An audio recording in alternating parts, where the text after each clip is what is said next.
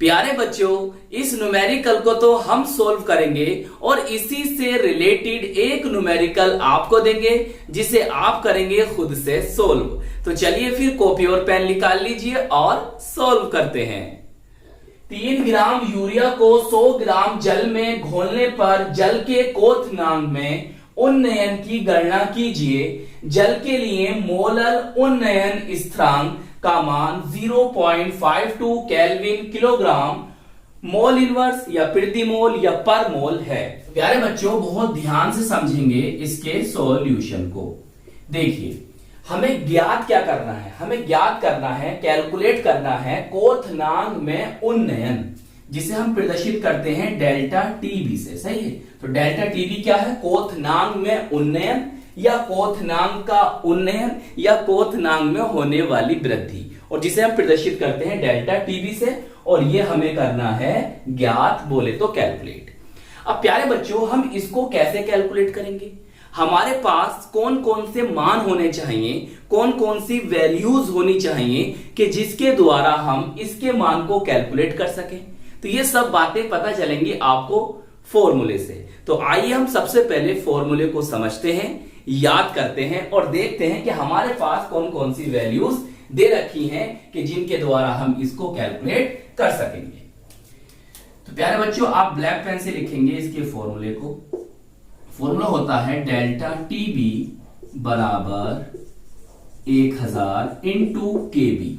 सही, केबी क्या होता है प्यारे बच्चों? केबी होता है मोलर उन्नयन स्थिरांक।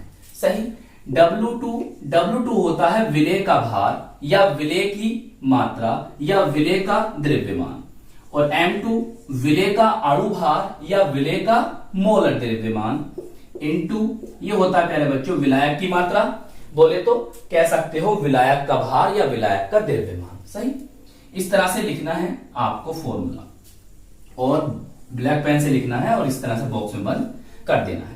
अब प्यारे बच्चों, हमें यहां से ये कैलकुलेट करना है, तो ये सब वैल्यूज हमें पता होनी चाहिए और ये सब वैल्यूज हमें इस न्यूमेरिकल में मिल जाएंगी। सही है, अब देखिए हमारे पास क्या क्या मान हमें दे रखे हैं, तो हम लिख देंगे यहां पर दिया है।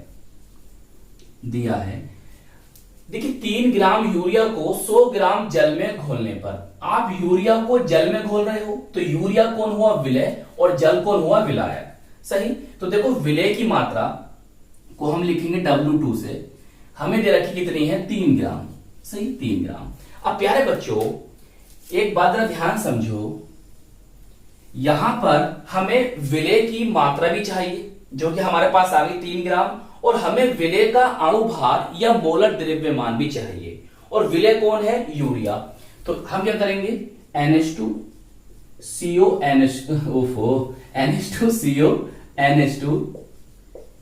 का मोलर द्रव्यमान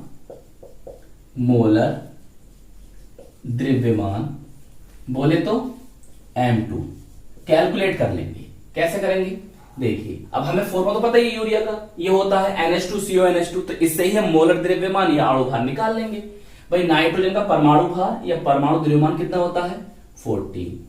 सही, हाइड्रोजन का 1 लगभग, और कितने हैं? गुणा 2 कर दो। फिर चलो, फिर कार्बन कितने हैं? 12।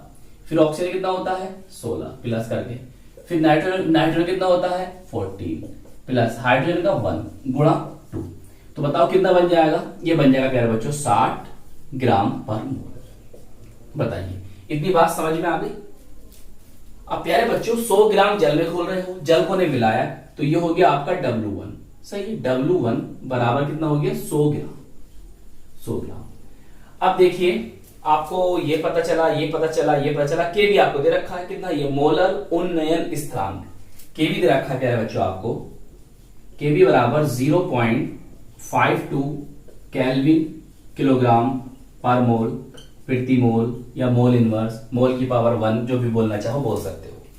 अब देखिए, हमारे पास ये सब वैल्यूज हैं, बस अब हम इसे कैलकुलेट कर लेंगे। तो यहां पर आप लिख देंगे सभी मानों